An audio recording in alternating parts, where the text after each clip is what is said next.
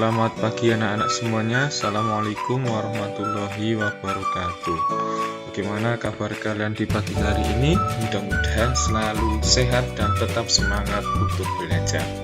Ya anak-anak, pada pertemuan kali ini kita masih pada tema yang kedua, subtema 1 dan pembelajaran 5 dan 6. Materinya apa saja yang akan kita pelajari? Yang pertama, makna proklamasi kemerdekaan. Tentunya makna proklamasi kemerdekaan bukan untuk bangsa kita sendiri secara nasional, tapi bagi kegiatan kita atau ketika kita sedang melakukan apa. Nah, itu nanti akan kita pelajari bersama-sama. Yang kedua, pola lantai sama seperti yang kemarin. Yang ketiga, menemukan informasi dengan kata tanya melalui peta pikiran. Yang keempat, nilai persatuan dalam kehidupan sehari-hari. Nah, setelah kalian mempelajari materi ini, diharapkan nanti kalian dapat 1. Membaca teks tentang cinta budaya Indonesia. Kalian mampu menyebutkan makna proklamasi kemerdekaan dengan benar. Yang kedua, setelah mengamati pola lantai dari berbagai tarian daerah, kalian mampu menggambarkan pola lantai tariannya dengan benar. 3. Setelah berdiskusi, kalian mampu mempraktikkan semua pola lantai tarian daerah yang dipilih dengan benar. Tapi ini besok pada kesempatan tatap muka saja. Yang keempat, setelah membaca teks tentang tokoh proklamasi kemerdekaan, kalian mampu menyebutkan informasi penting menggunakan unsur apa, di mana, kapan, siapa, mengapa, dan bagaimana. Yang kelima, setelah berdiskusi, kalian mampu menemukan 3 contoh pelaksanaan nilai persatuan dan kesatuan dalam kehidupan sehari-hari dan mampu menerapkan 3 kegiatan yang sesuai dengan nilai persatuan dan kesatuan dalam kegiatannya di kelas. Ya, itu tujuan yang akan kalian pelajari pada pembelajaran 5 dan 6. Lanjutkan. Bacalah teks berikut dalam hati. Kalian simak, Pak Guru bacakan. Edo, Lani, Siti, Udin, Dayu, dan Beni berencana mengikuti festival budaya. Saat ini mereka sedang berdiskusi untuk menentukan budaya yang akan mereka usung. Edo dan teman-temannya sangat antusias mengikuti festival ini. Mereka ingin memperkenalkan seni dan budaya suku-suku yang ada di Indonesia. Menentukan kebudayaan mana yang akan dipilih tidaklah mudah. Semua budaya yang dimiliki Indonesia sangat beragam dan menarik.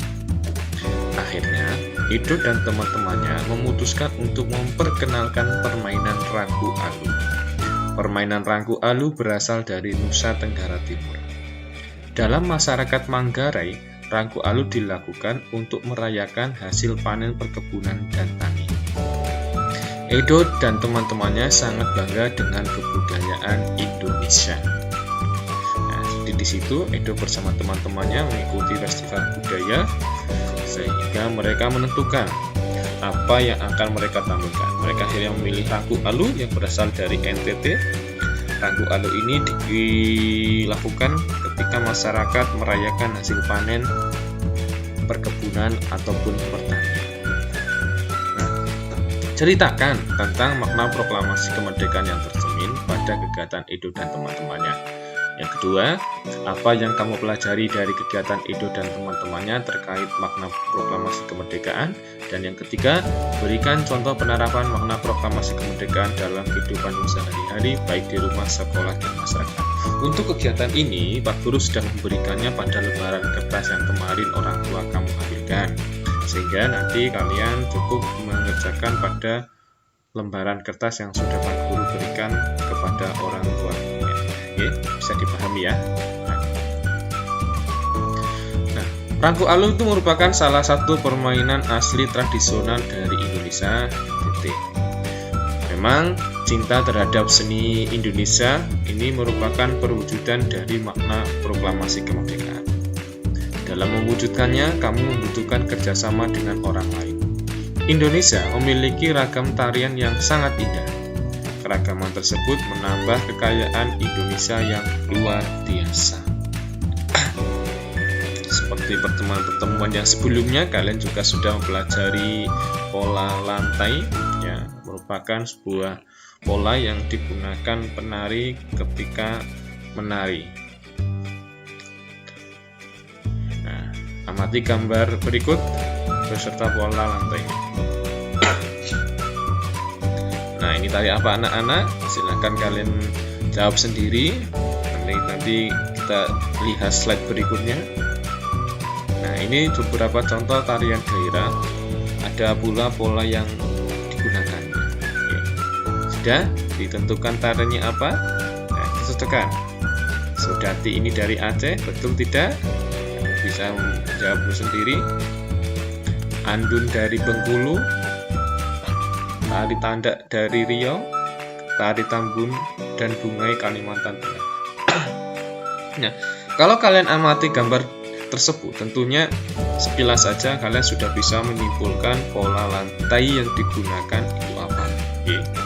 Sebagai contoh yang paling mudah, yaitu tari Tandak Riau ini menggunakan pola lantai lingkaran karena berbentuk lingkaran. Sedangkan Sodati, Andun, dan Tambun kalian bisa menentukan sendiri, bisa menjawab sendiri sesuai dengan apa yang Pak Guru kemarin berikan.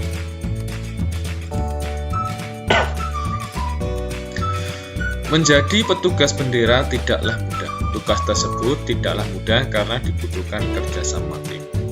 Setiap anggota harus memahami anggota lain sehingga upacara berjalan dengan hikmat. Menjadi petugas pengibar bendera merupakan tugas yang mulia yang akan menjadi pengalaman yang tidak terlupakan. Perhatikan gambar berikut. Nah, ini kapan anak-anak? Betul, ini proklamasi.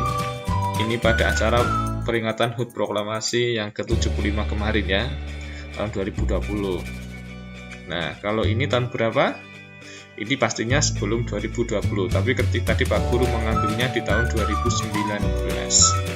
Ada perbedaan? Pasti ada. Ya.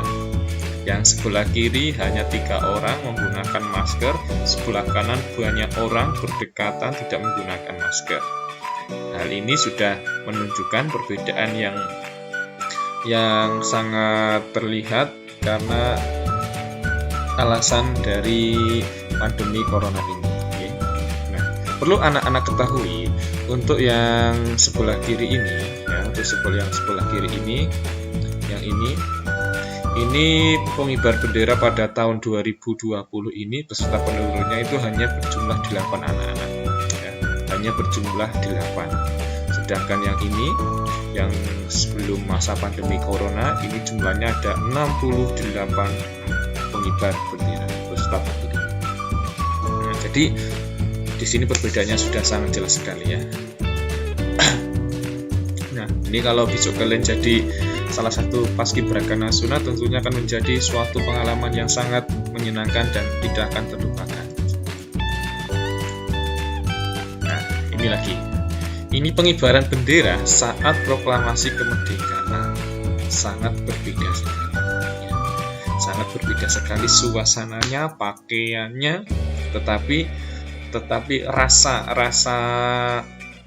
proklamasinya, rasa kemerdekaannya itu memang mungkin lebih dalam yang ini, lebih mengena yang pertama ini. Pengibar Sang Saka Merah Putih. Peristiwa proklamasi kemerdekaan melibatkan banyak pihak. Salah satunya adalah mereka yang mengibarkan Sang Saka Merah Putih. Berkibarnya bendera merah putih menegaskan berdirinya negara Indonesia yang merdeka dan berdaulat. Abdul Latif Hindraningrat atau yang biasa kita kenal Latif Hindraningrat adalah salah satu pengibar bendera pada 17 Agustus 1945 di Pegangsaan Timur Jakarta. Ia adalah lulusan sekolah tinggi hukum. Saat menjadi mahasiswa, ia mengajar bahasa Inggris di beberapa sekolah menengah swasta, seperti yang dikelola oleh Muhammadiyah dan perguruan rakyat. Ia juga ditugaskan ke New York untuk memimpin rombongan tari. Abdul Latif Hindraningrat pernah menjadi pasukan membela tanah air dan ikut dalam berbagai pertempuran.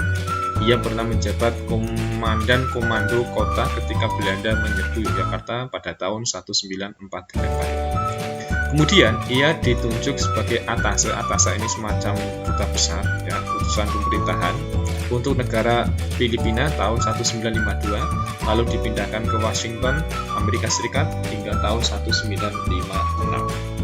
Nah, untuk mencari informasi yang lebih mengenai pengibar Sang Saka Merah Putih, kamu bisa mencarinya dengan menggunakan kata tanya. Sudah Pak Guru siapkan pada lembaran kertas untuk tugas-tugasnya. Ya, itu anak-anak. Pengibaran bendera yang dilakukan oleh Latih dan Riat merupakan salah satu perwujudan rasa persatuan dan kesatuan. Untuk melakukannya dibutuhkan kerukunan dari anggota petugasnya. Dapatkah kamu menyebutkan rasa persatuan dan kesatuan dalam berbagai kegiatan? Tidak usah jauh-jauh, contoh yang ada di sekolahanmu atau kelasmu. Nah, yang pertama, melaksanakan piket bersama. Ini juga menunjukkan persatuan dan kesatuan, menghormati budaya lain, saling membantu antar sesama, menjenguk teman yang sakit, menghormati teman yang berbeda agama. Ini contoh perwujudan persatuan dan kesatuan di kelasmu. Yang Pak Guru harapkan kamu dapat mencarinya di berbagai kegiatan di lingkungan keluarga maupun di masyarakat. Ya, itu yang bisa Pak Guru sampaikan. Ada kurang lebihnya Pak Guru mohon maaf yang sebesar-besarnya. Tetap semangat belajar. Ya, besok kita bisa berjumpa ketika corona ini sudah berakhir. Terima kasih atas perhatiannya. Pak Guru akhiri, wabillahi taufiq wal hidayah. Wassalamualaikum warahmatullahi wabarakatuh.